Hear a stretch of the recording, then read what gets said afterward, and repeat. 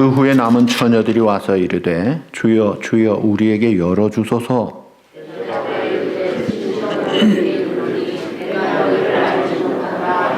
다 같이 그런즉 깨어 있으라. 너희는 그날과 그때를 알지 못하느니라. 아멘. 가을이 되면 다람쥐는 바쁘게 도토리나 열매들을 많이 숨깁니다. 겨울이 되면 먹을 것이 없는 줄을 아는 것 같아요. 배가 부른데도 열심히 부지런히 숨기는 모습이 미래를 대비하는 그런 지혜를 하나님이 본성적으로 주셨습니다. 곰들은 가을에 열심히 먹습니다. 북쪽 곰들은 연어들을 많이 먹죠. 그래서 지방이 두껍게 쌓이도록 해서 추운 겨울에 겨울잠을 지내면서 잘 지내게 됩니다. 곤충들은 고치를 지어서 그 속에 들어가서 번데기로 혹독한 추위를 잘 견딥니다. 만물들, 미물들도 미래를 준비하고 겨울을 준비하는 그런 지혜를 하나님이 주셨습니다. 하나님의 영광을 드러낼 하나님의 형상대로 지음받은 가장 존귀한 사람들은 나름대로의 생각과 선택의 자유를 가지고 열심히, 특별히 한국 분들 바쁘게 살아가시죠. 바쁘냐 안 바쁘냐가 중요한 것이 아니라 무엇에 바쁘냐가 더 중요한 것입니다. 사람은 기대를 가지고 살아가는 존재입니다. 기대가 없다면 힘을 낼 이유도 없고, 기대가 있을 때 뭔가 꿈틀대고 일어나고 할 일이 있게 되는데, 사실은 하나님도 우리를 향해 기대를 하고 계세요. 사람이 꿈과 미래에 대한 기대를 가질 때 자기가 뭔가 변해야 되고 또 뭔가를 꼭 하고자 하는 것입니다. 그런데 기대만 가지고 자기가 변화되지 않고 행동하지 않으면 결국 그 기대가 큰 만큼 실망도 똑같이 큰 것입니다. 그래서 중요한 것은 우리의 마음이 변화를 받아서 새롭게 되어야 합니다. 가장 중요한 중심이 변화를 받아야 됩니다. 그래서 긍정적인 마음, 이 부정적인 어두운, 미워하는, 용서 못하는, 또 이 차가운 이런 마음들을 버리고 주님이 원하시는 그 긍정적인 소망의 따뜻한 용서의 포용력 있는, 또 정직한, 신실한 그런 마음으로 자꾸 변화가 돼야 되는 거예요. 그리고 말은 능력이 있어요. 이 말이 부정적인 말보다 긍정적인 격려와 힘을 주고 세워주고 덕을 세우는, 그래서 돌아서서 후회하지 않을 그런 말들을 잘 할 수 있도록 날마다 출하해야 합니다. 10년, 20년, 50년, 100년을 살아도 계속해야 될 것들이 이런 숙제들이에요. 그리고 또 우리의 새로운 행동들을 갖추어 갈 때 새로운 습관이 되고 그것이 내 인생을 결정하는 것이 되는 것이죠. 12월 첫째 주, 강림절 둘째 주일을 맞이하는데, 오늘 우리가 이 종말론적인 신앙, 이 끝을 바라보면서 사는 신앙생활을 바로 해야 이미 오신 주님을 환영하고 감사할 뿐 아니라 다시 오실 주님을 기다리고 맞이할 수 있고, 또 이미 오신 성령님의 임재 속에서 과거, 미래, 현재에 충실한 그런 삶을 살고자 오늘 이 말씀을 생각하고자 하는 것입니다. 종말을 잘 준비하는 슬기로운 성도가 되라는 것인데요. 이 종말은 두 가지예요. 하나는 개인 종말입니다. 이것은 내가 죽는 날, 내 인생의 끝날입니다. 그날을 잘 준비해라. 두 번째 하나는 지구의 종말이에요.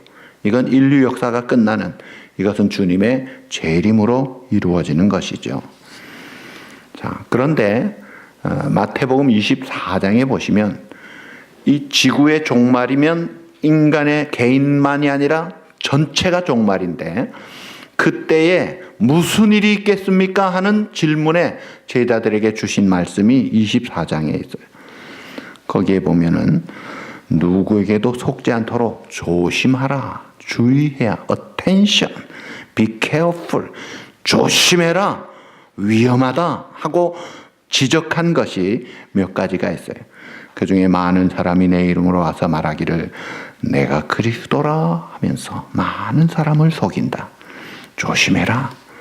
또 이 세상 끝날에 빈번하게 일어나는 것이 민족이 민족을, 나라가 나라를, 여기저기 기근과 지진이 있을 것이다.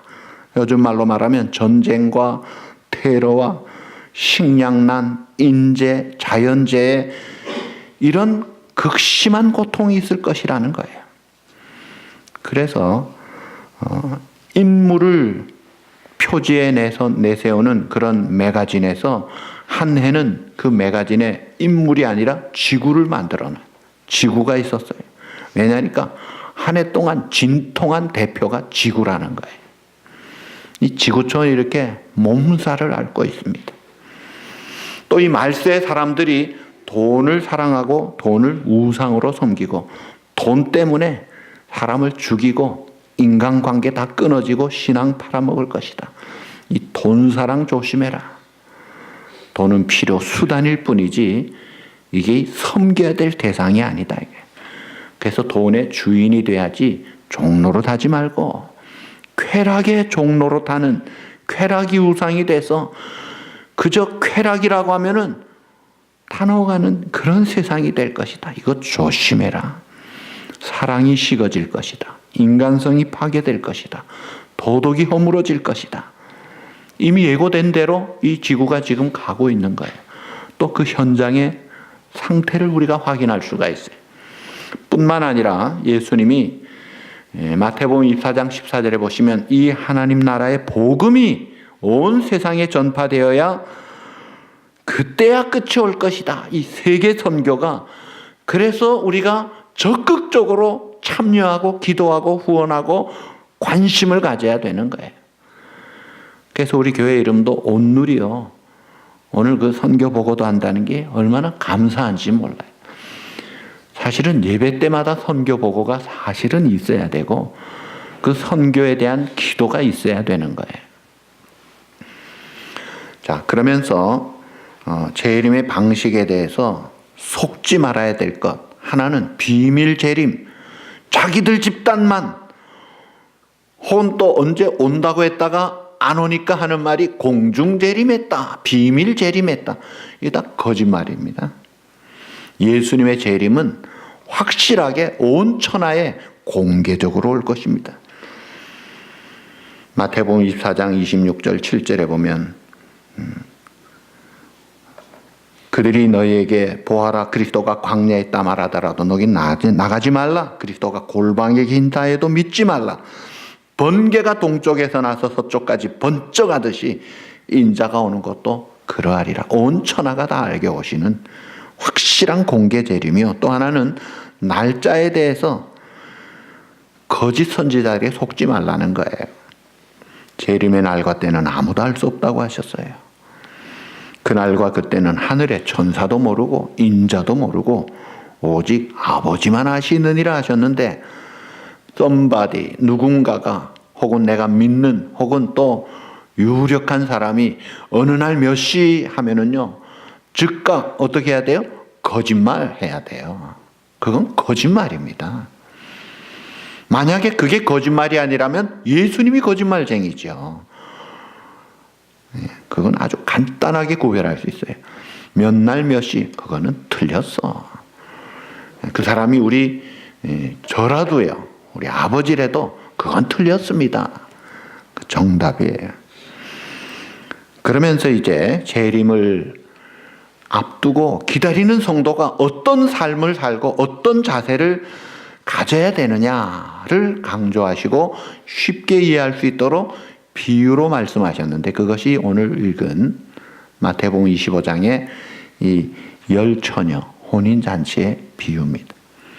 여기에 신랑은 주님이에요.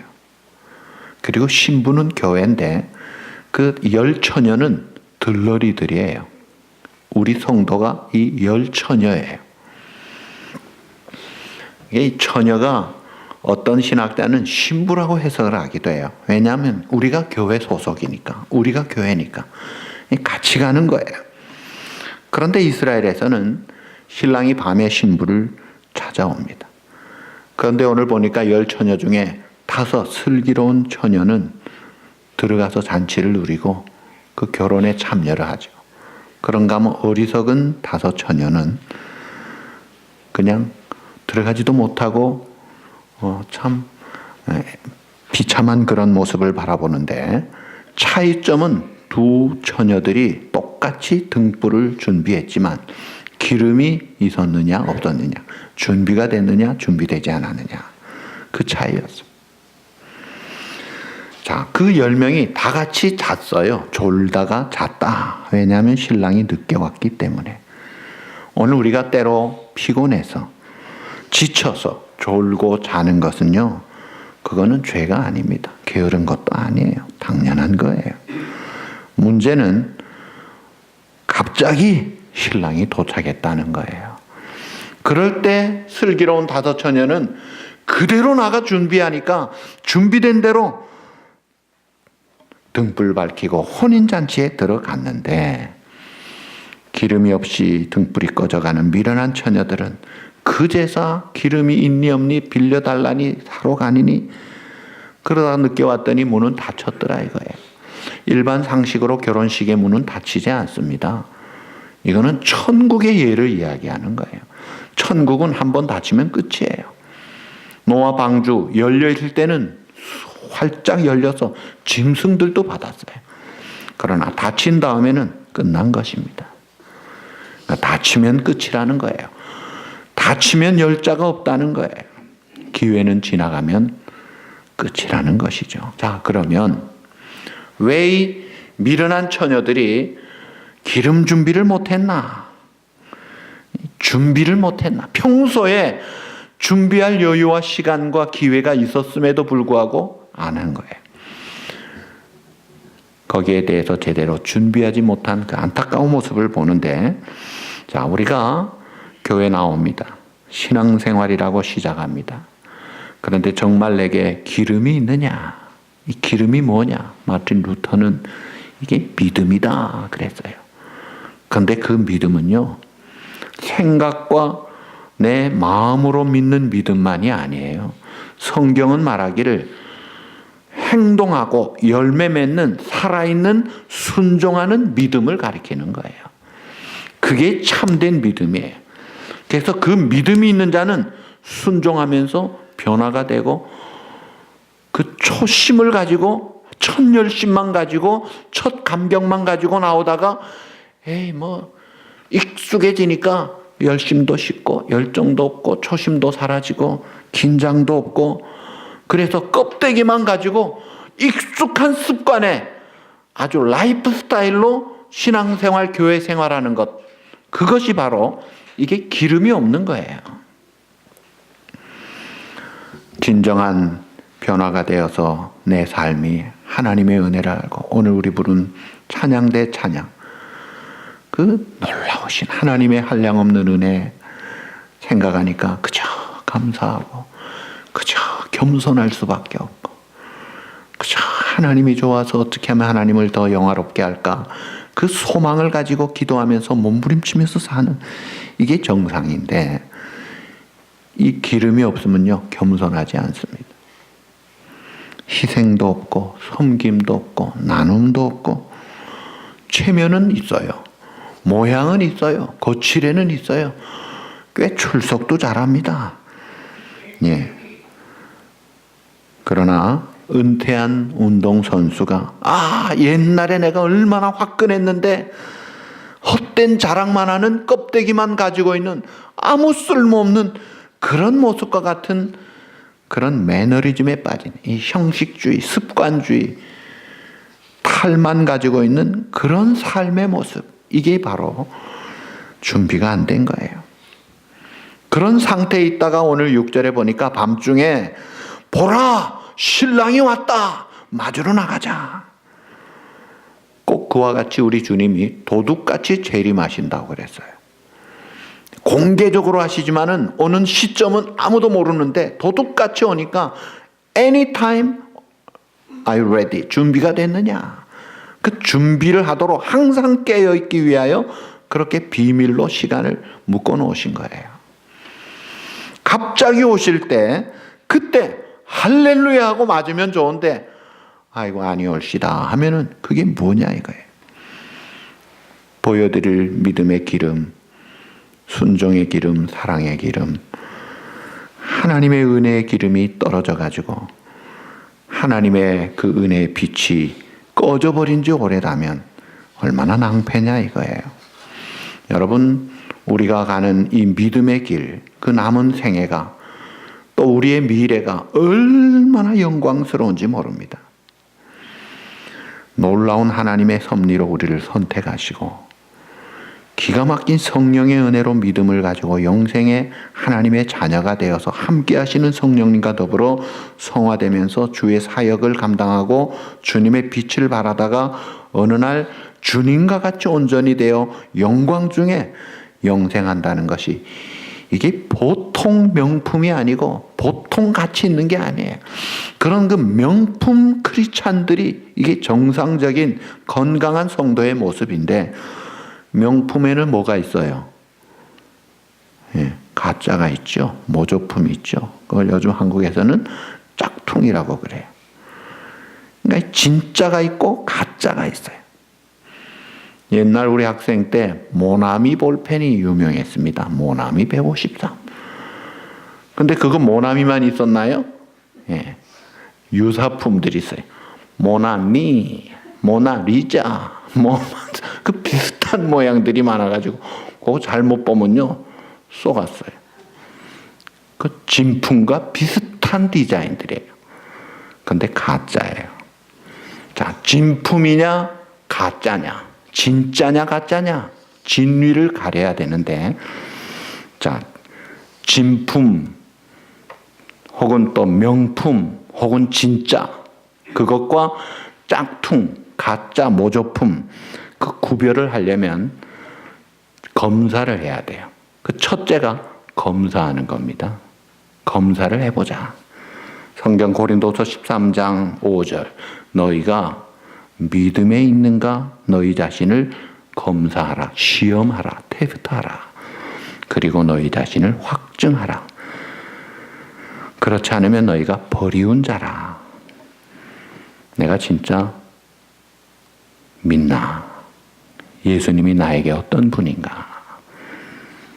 나와 무슨 상관이 있고 그 예수님이 지금 나에게 어떤 역할을 하시는 분인가?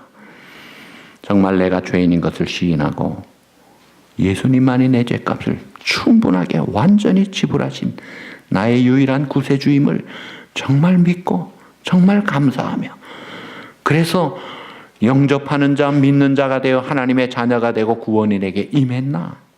그 확신이 있나? 그리고 그 주님이 세상 끝날까지 함께 하시는 주님이 내 안에 계시는가? 테스트를 해보라는 거예요. 순금이냐 가짜냐 테스트를 하잖아요. 한때 우리 청년들이나 학생들이 WWJD라고 하는 목걸이나 팔찌를 많이 끼고 다녔던 그런 유행 시절이 있었어요. 이 WWJD는 What would Jesus do? 그 약자들이에요. 그러니까 쉘턴이라는 분이 예수님의 발자취를 따라서라는 책을 썼는데, 그 별로 큰 책은 아니에요. 짧은 소설이에요. 근데 거기에 보면 핵심이 뭐냐면 그 성도가 되어서 정말 예수님이 지금 나라면 어떻게 생각하고 어떻게 말하고 이럴 때 어떻게 결정하고 어떻게 행동할까, 그것을 따라가 보자는 그런 마음, 그런 생각을 갖도록 이 반지를 하든지 팔찌를 하든지 목걸이를 하면서 살고자 하는, 자기 평가를 잘 해보고자 하는 거예요. 그러니까 여러분 자기 테스트를 해보세요. 내가 진짜 내가 예수님과 함께 지금 계시는 그 주님의 은혜를 아는가? 내가 진짜 믿고 진짜인가? 그런데 평가만 해가지고 끝이 아니에요. 평가를 한 다음에는 예수님 뭐라 그랬어요? 아무든지 나를 따라오려거든 따라합시다. 자기를 부인하고, 자기를 부인하고 날마다 제 십자가를 지고 나를 쫓을 것이라. 그렇게 말씀해요. 자기 부인이 있어야 돼요. 그 자기란 옛사람의 자기입니다. 본래 타고난 나를 부인해야 돼요. 그 대표적인 쉬운 예가 사도 바울이에요. 그는 히브리인 중에 히브리인, 베냐민 지파, 율법으로 바리새인, 가말리엘 문화, 그 당대에서는 최고의 자랑할 만한 선천적, 후천적, 기득권, 특권들을 다 갖춘 자였어요. 그런데 예수님 만나서 그것이 아무것도 아니라는 걸 깨닫고 자기 부인을 하면서 옛날에 자랑하던 모든 사람이 인정하던 것을 배설물로 버립니다. 왜냐하면 더 크신, 더 영광스러우신 유일하신 주님을 발견했기 때문에. 이런 부인이 있느냐? 이런 부인이 없는 사람은요, 아직도 인간적인 자랑을 합니다. 세상적인 자랑, 돈 자랑, 사업 자랑, 자녀 자랑, 건강 자랑, 무슨 자랑 하면서 심지어 내가 오래 다녔다는 자랑, 직분 자랑, 또 착한 일, 좋은 일 했다는 그런 업적 자랑, 신앙적인 자랑까지 이 자랑을 하고 사는 사람들은요, 이거 조심해야 돼요. 이거 유사품일 가능성이 농후한 겁니다. 그 자랑하는 것은 가짜거든요. 사도 바울은 그토록 다 버리고 하나님 앞에 충성하면서도 노년의 고백이 뭐예요? 나는 죄인 중에 괴수였다. 그 사람이 무슨 흉악범이 아니에요. 더 성숙한 성자와 같이 살면서 고백한 거예요. 하나님 앞에 설수록, 더 가까이 갈수록, 더 거룩하신 하나님, 빛대신 하나님 앞에 정말 가까이 나갈수록 적나라한 자기의 부끄러운 누추한 모습이 드러나기 때문에 하는 고백이에요. 그러니까 자기 부인이 당연한 거예요. 그리고 너희가 먹든지 마시든지 무엇을 하든지, 그 다음 뭐죠? 고린도서 10장 31절 따라합시다. 다 하나님의 영광을 위하여 하라. 아멘. 먹든지 마시든지 무엇을 하든지 결론은 하나. 하나님께 영광을, 하나님께 감사, 하나님께 찬송, 하나님의 은혜입니다. 누가 나에게 칭찬해도 결론은 주님의 은혜지요. 자랑할 것이 주님밖에 없어야 돼요. 믿음으로 조체하지 아니한 모든 것이 죄라. 로마서 14장 23절. 이 믿음의 삶은 분명한 것입니다. 주님이 함께 하시고 주님이 나타나시고 주님이 영광을 받으시는 거예요. 자기를 테스트하는 평가, 그리고 자기 부인, 그 다음에 뭐예요? 자기가 변화가 돼야 되는 거예요. 너희는 이 세대를 본받지 말고 오직 마음을 새롭게 함으로 변화를 받아 하나님의 선하시고 기뻐하시고 온전하신 뜻이 무엇인지 분별하도록 하라. 오늘 재직해서 드릴 말씀이기도 합니다. 이 우리의 마음이 변화돼야 되는 거예요. 이 변화는 하나님이 하게 해주십니다. 말씀을 따라 성령으로 하게 해주시는 거예요. 내가 변화돼야 됩니다. 내 마음이, 내 삶이, 내 인격이, 내 자세가 변화가 돼야 돼요. 여러분, 우상을 섬기는 사람들과 하나님 믿는 사람들의 차이가 뭘까요? 하나님 섬기는 사람들이 더 헌신적일까요? 그러나 우상 섬기는 사람들도요, 많은 것들을 그들이 섬기는 신이나 대상에게 바쳐요. 그 바치는 정성과 시간과 돈은 우리의 상상을 뛰어넘습니다. 그 아까운 그런 것들을 한 번 구술하는데 수천만 원을 드립니다. 심지어 큰 것은 수억 원도 드린다고 그래요. 절도요, 수백 번을 합니다. 저는 양산 통도사에 어느 스미스 선교사님과 함께 가서 3,000배 하는 것을 봤어요. 3,000번을 절을 하고 있어요. 지극정성의 정성을 바쳐요. 그 정성 가지고 신앙생활을 평가할 게 아니에요. 그런데 지극 작정성으로 한다고 해서 그들을 신앙인이라고 하지 않습니다. 그들이 정성 바치고 땀을 흘리고 돈을 바치는 것은요, 사실은 신을 바꾸고자 하는 뇌물이에요. 이게 뇌물이에요. 재물이 안 돼요. 신이 바뀌어서 좀 화를 덜 내리고 좀 좋은 복을 주십시오. 자기는 변화가 되지 않고 상대방을 바꾸죠. 이게 우상이에요. 근데 우리가 믿는 신앙은 하나님을 바꾸려고 하는 게 아니에요. 하나님은 완벽하십니다. 바꿔주시는 분이 아니에요. 신실하신 하나님. 더 바랄 것이 없이 전능, 전지, 공의, 사랑, 은혜 가운데 하나님의 섭리를 이루시는 정확하신 하나님. 한 번도 나를 실망시키신 적이 없는 하나님.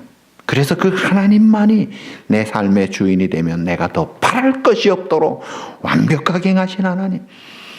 문제는 내가 바뀌어야 합니다. 누구든지 그리스도 안에 있으면 새로운 피조물이라. 이전 것은 지나갔으니 보라 새 것이 되었도다. 날마다 새로워져야 되는 거예요. 우리 자신이 변화가 돼야지. 그렇지 않고 세상이 바뀌어야지. 네가 바뀌어야지. 우리 교회가 바뀌어야지. 우리 나라가 바뀌어야지. 뭐 회사 누가 바뀌어야지. 그게 아니에요. 자기가 바뀌어지는 거예요. 그게 핵심이에요. 이 변화가 되지 않은 삶의 결론은 똑같아요. 다 자멸합니다. 다니엘 5장에 보면 바벨론 왕 느부갓네살 그 아들 벨사살 왕이 참 끝장잔치를 벌였어요. 예루살렘 성전에서 약탈해온 그런 성전의 기구들을 가지고 술잔을 부어가지고 술잔을 만들어서 먹고 마시는 정도가 아니라 하나님을 마음껏 모욕합니다. 우상을 찬양합니다. 그런데 갑자기 벽에 사람 손가락이 나타나서 휙 일필휘지 글자가 써집니다. 메네 메네 데겔 우바라신. 무슨 뜻인지 아무도 모르는데 다니엘 선지자 다니엘이 해석을 해줍니다. 바라보고 세어보니 부족해서 나누어진다. 하나님이 오늘 우리에게 주시는 인간 세계에 주시는 메시지를 그때 주신 거예요. 그 글자 그대로 벨사살은 그날로 죽고 바벨론은 멸망하고 맙니다. 하나님이 모든 사람을 달아보시는 거예요. 세어보시는 거예요. 재어보시는 거예요. 그리고 심판하시는 거예요. 우리가 변화돼야 됩니다. 가짜로, 짝퉁으로, 모조품으로는 견디질 못합니다. 오늘 들어가지 못한 어리석은 쫓겨난 그 모습으로 있다면 얼마나 불쌍한 일이에요. 자, 근데 오늘 여기 또 잔치에 보면 신랑이 생각보다 더디 올세. 5절에 보니까 신랑이 늦어지기 때문에 처녀들이 모두 졸다가 잠을 잤다. 생각보다 늦더라는 거예요. 사실 2000년 전 초대교회 사도들도 주님이 오십니다. 주님이 곧 오십니다. 주님 말씀대로 전했어요. 그런데 2000년 동안 안 오셨어요. 그들은 사실 주님 오늘 아침입니까? 오늘 저녁입니까? 하면서 마라나다 마라나다 인사로 고백으로 그렇게 살았어요. 그러나 그렇게 살았기 때문에 잘 살았어요. 승리했어요. 감당했어요. 그리고 하나님의 들림 받았는데 2000년 동안 아직도 안 오신 주님 도대체 이게 뭐냐? 뭐가 잘못된 거냐?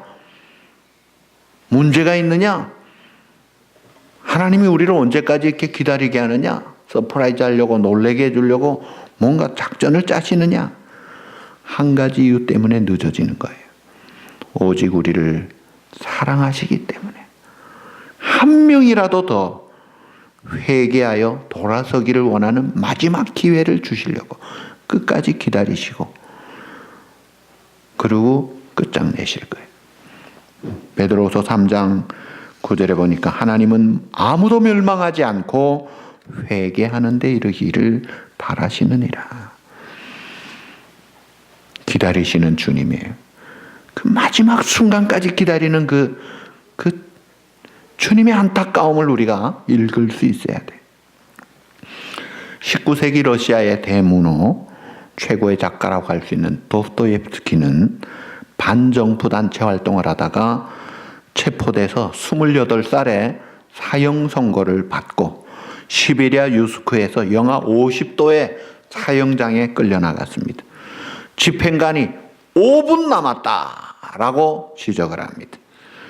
그럴 때 그는 5분 남은 동안 어떻게 살 것인가? 2분 동안은 내 죽음을 애도하기 위해 이까지 찾아온 친구, 친지, 내 가족들을 따뜻한 인사를 나누리라. 그리고 2분 동안은 나를 이날까지 지켜주시고 인도하시고 보호해 주신 하나님께 감사하리라. 그리고 마지막 1분은 내가 발붙이고 산 이 땅의 아름다운 모습들을 바라보고 조용히 눈을 감고 끝장을 내겠다고 했습니다. 그러면서 2분이 지나고 났을 때 공포가 들어오더래요. 그러면서 내게 한 번만 더 기회가 주신다면 내가 후회하지 않을 삶을 살 텐데 내가 왜 인생이 시작이 있는데 끝이 있는 걸 모르고 살았을까?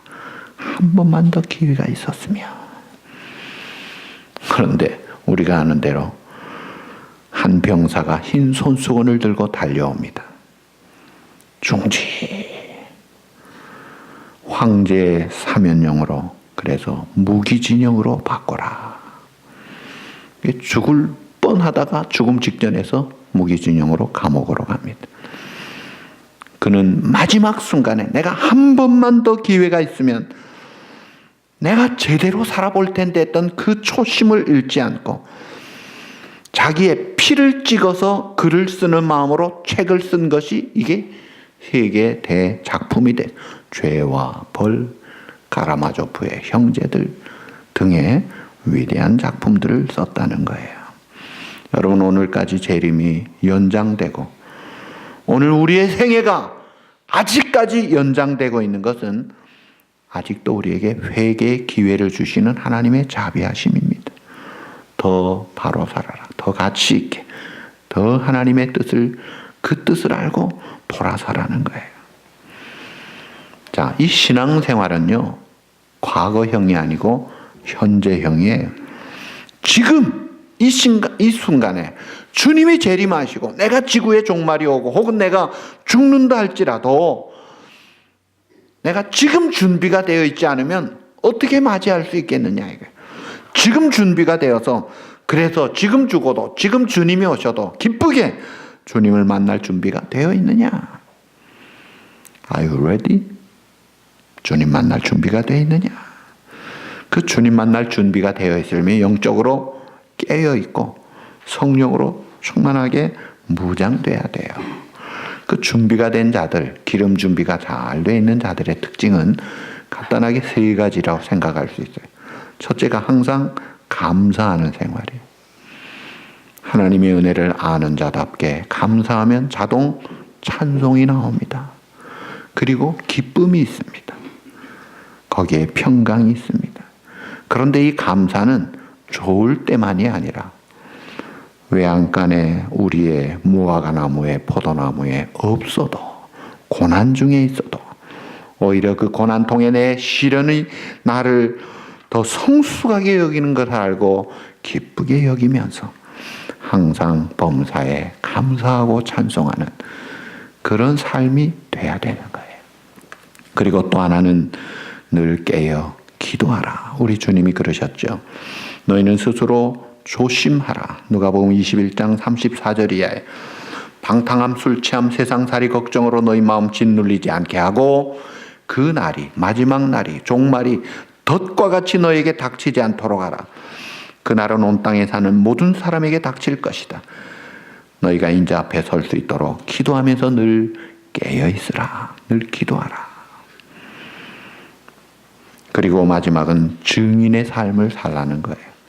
내가 주님을 증거하는, 베드로가 변화가 되고 스데반이 변화가 되고 돌에 맞아 죽으면서도 빌립 집사님이, 사도 바울이 하나님의 복음을 전하고 하나님 앞에 부름받아 가는데, 이 이 전도하는 것이 꼭 전도지 가지고 마이크 들고 어디 가서 공식적으로만 하는 게 아니라 내 삶을 통해 사랑과 섬김과 용서와 또 내가 어려운 일을 잘 감당하는 신실함을 통해 주님이 증거되고 빛이 날 때 그게 증인이 되는 라이프 메시지가 되는 거예요.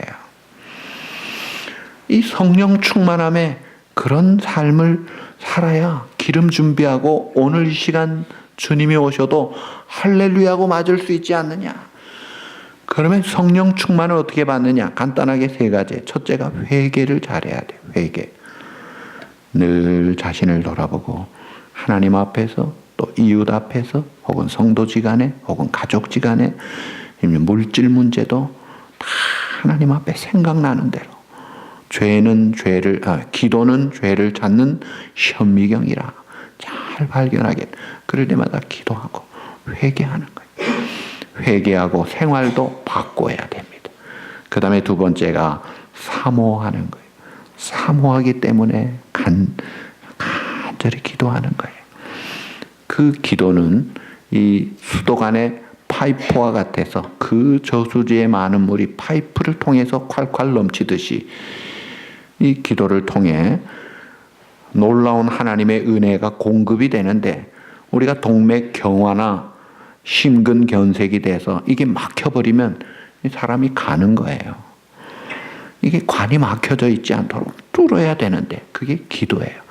사모함으로 하나님 앞에 부르짖는 거예요.